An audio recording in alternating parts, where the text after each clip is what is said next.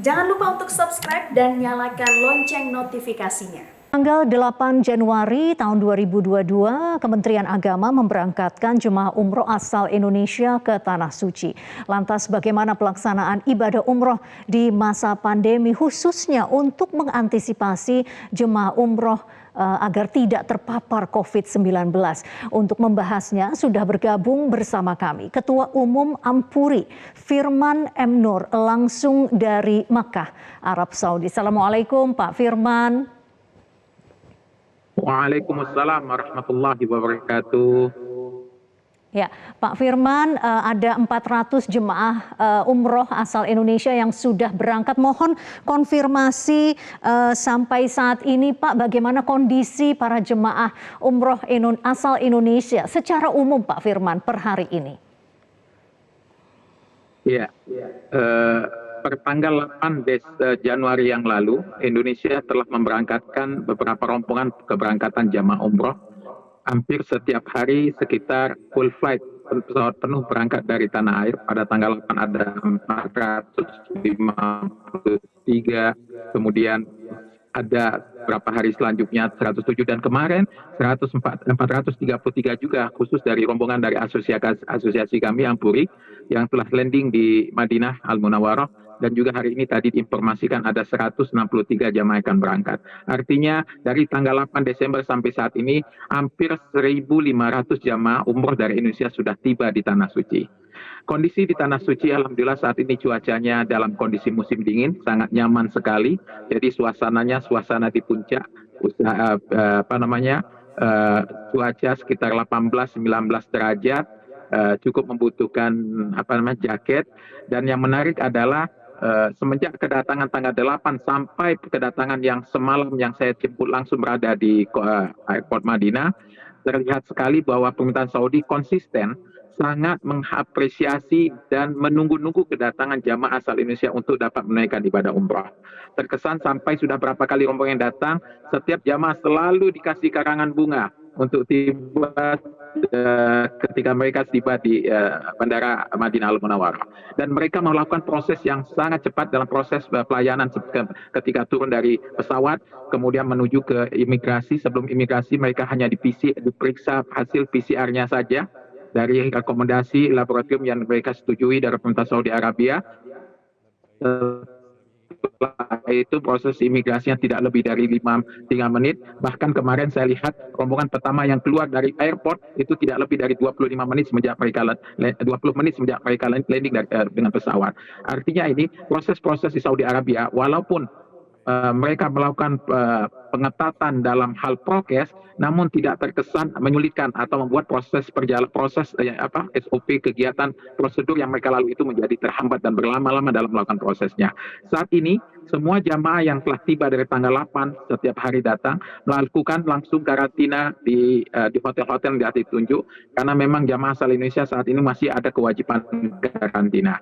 Dan karantina sekitar 5 hari. Berapa lama karantina yang diharuskan, Pak Firman, oleh pemerintah Arab Saudi pada saat sudah masuk ke Mekah maupun Madinah? Itu berapa lama karantina dan berapa kali PCR, Pak? Karena dari catatan kami ternyata memang masih ada PCR yang harus dilakukan oleh jemaah umroh. Betul Mbak Vivi, karena Saudi Arabia walaupun mereka membuka kesempatan, memberi kelonggaran, namun prokesnya tetap ketat. Karantina harus dilakukan selama 5 hari ketika mereka tiba di kota kedatangan. Dan pada masa uji coba, saya sendiri melakukan landingnya di Jeddah, makanya kami karantina di Jeddah selama 5 hari. Namun sekarang karena kita melihat bahwa pesawat sudah banyak dan bisa terbuka rute Jakarta-Madinah, hampir seluruh jamaah dari tanggal 8 Januari yang lalu sampai saat ini semuanya landing di Madinah, dan mereka langsung masuk ke hotel karantina yang akan menjadi hotel selama mereka tinggal selama di Madinah selama 7 hari. Artinya nanti mereka setelah tiba, mereka masuk dalam hotel karantina. Di hari kedua mereka harus melakukan PCR pertama. Nah, ketika hasil PCR-nya negatif, mereka melanjutkan karantinanya. Kemudian baru PCR yang kedua, yaitu di hari keempat, 1 hari sebelum mereka dibolehkan keluar dari karantina. Jika hasilnya PCR-nya di hari kelima keluar negatif, mereka sudah bisa beribadah dengan normal di Masjid Nabawi. Nah, yang sedikit saya akan Baik. ceritakan adalah pengalaman saya ketika kami sudah selesai melakukan proses karantina dengan 2 kali PCR hasil negatif. Proses Bagaimana ibadah pengalamannya Pak Firman? sholat Ya. 5 waktu di Masjid Nabawi berlaku dengan mudah untuk dilakukan. Asal mereka bisa memperlihatkan aplikasi Tawakalna mereka. Aplikasi Tawakalna sama dengan aplikasi Peduli Lindungan kita di tanah air, Mbak Pipi. Dan ketika itu bisa melihatkan, artinya bahwa mereka sudah punya imunitas, vaksinasi lengkap, kondisi PCR-nya sudah negatif di Tawakalna. Nah, ini kan terkesan akan ada sebagian jamaah asal Indonesia, mungkin sebagian yang sudah cukup sepuh dan lain sebagainya, akan menjadi masalah dengan aplikasi-aplikasi seperti ini. Dan pemerintah Saudi selalu membuat solusi-solusi menarik yang memudahkan. Untuk yang tidak memiliki handphone atau aplikasi tawakal yang tidak bisa mengerti dengan sistem IT di handphone dan sebagainya, kita dilakukan juga tetap mengakomodir proses manual, yaitu identitas kita dengan barcode di dalamnya. Ini adalah coding kita bahwa kita statui kita sama dengan tawakalnya punya, tapi dengan potensi manual. Dengan hal-hal inilah, dengan gelang inilah nanti mereka bisa mengakses untuk masuk ke Masjid Nabawi untuk melakukan sholat 5 waktu, atau masuk ke Masjidil Haram untuk melaksanakan sholat 5 waktu. Baik, Mbak Pak Vivi, Firman, yang kalau perlu begitu izin khusus dengan bentuk pintu tasrih masuknya istilahnya bagaimana, hanya Pak kegiatan Firman? beribadah di Raudhah. Maaf, Iya, saya ulang sorry lagi. sebelum kita Hanya bicara kegiatan beribadah soal di tata Raudhah. cara ibadah di Raudah, Pak, maaf saya potong, itu berarti setiap jemaah yang hasil PCR-nya adalah semua negatif gitu, itu bagaimana kondisi Nabawi dan juga Masjidil Haram itu boleh masuk dari pintu nomor berapa saja begitu, bebas atau ada batasan, Pak? Ya, saat ini mereka membuat batasan saja area-area khusus, yaitu untuk pelaksanaan ibadah di Raudhah, sholat di Raudhah. Nah, untuk di Raudhah di Madinah memang dibuatkan akses khusus, akses untuk laki-laki dan akses untuk perempuan. Dari akses tersebut mereka mengantri dan mereka diperiksa tasrihnya atau izin untuk melaksanakan ibadah di Raudhahnya. Dan ini terkoneksi di sistem. Jadi tidak bisa jamaah melakukan ibadah tidak sesuai jadwal yang sudah diterapkan. Ketika masuk mereka periksa barcode-nya dan jamnya, ketika memang sudah sesuai, personnya memang ada yang memiliki izin tersebut, kemudian waktunya memang sudah sesuai, baru diizinkan masuk. Kalau tidak diizinkan masuk. Dan ini area khusus untuk masuk, pintu masuk laki-laki ada, kemudian area khusus untuk pintu masuk perempuan juga ada. Begitu juga ketika beribadah umrah di Masjidil Haram.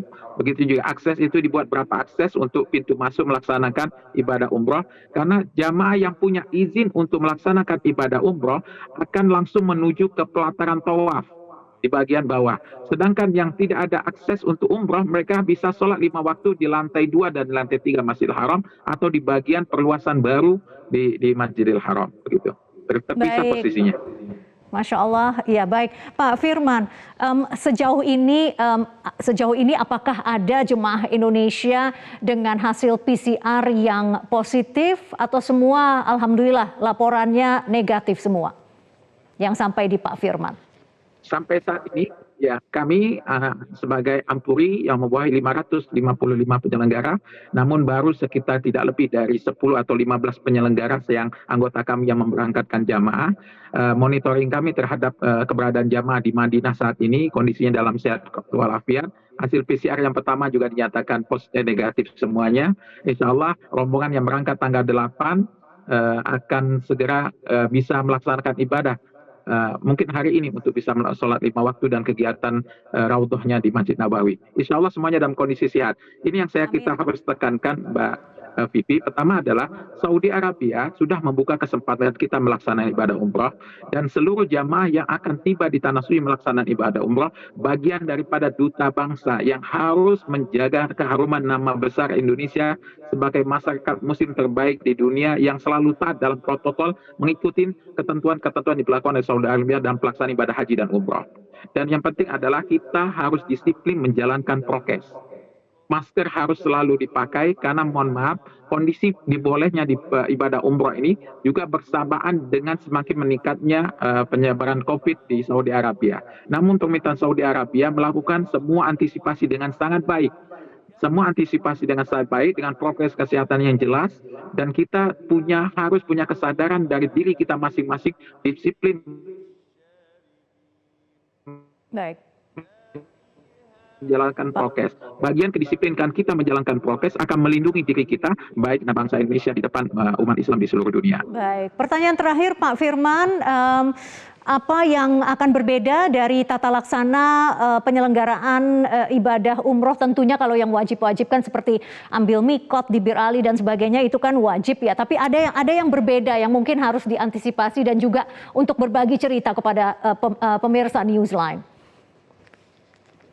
Iya. Pertama adalah sebetulnya tidak ada berbeda, maka terkesan sangat memudahkan sekali Mbak Vivi. Jadi sangat memudahkan kembali dan hampir semua kegiatan umrah di masa sebelum pandemi sudah bisa dilakukan semuanya. Kegiatan sholat 5 waktu sudah bisa kita laksanakan dengan nyaman di Masjidil Nabawi, Masjidil Haram, melaksanakan ziarah ke Raudhah, kemudian juga sholat umrah di Mekah. Namun di Mekah karena kita tawaf sunnahnya berbeda adalah kalau biasanya kita tawaf sunnahnya di pelataran tawaf di dekat Ka'bah, artinya jarak putaran kita jauh lebih dekat. Sekarang kalau kita mau tawaf sunnah karena yang dibolehkan tawaf hanya untuk di pelataran hanya orang yang umroh, kita harus lebih jauh jaraknya. Tawafnya sekarang di lantai 2 jaraknya lumayan, saya coba tidak kurang dari 1,5 jam dengan kecepatan jalan normal untuk melaksanakan tawaf sunnah 7 putaran. Yang berbeda selanjutnya adalah tentu kita harus komit dengan tasrih. Janganlah kita tidak melakukan sesuai dengan ketentuan. Tadi kalimat disiplin menjalankan prokes itu penting dan mengikuti semua ketentuan yang ada. Karena Saudi Arabia sangat berhati-hati sekali bahwa penyelenggaraan ibadah umroh ataupun haji yang akan kita hadapi dalam beberapa bulan ke depan ini menjadi agar tidak terjadi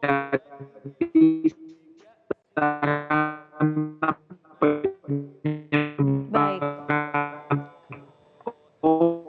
Iya, Pak Firman mohon maaf ada sedikit kendala teknis, tapi Pak Firman insya Allah semua dimudahkan dalam penyelenggaraan ibadah umroh untuk jemaah asal Indonesia. Assalamualaikum Pak Firman.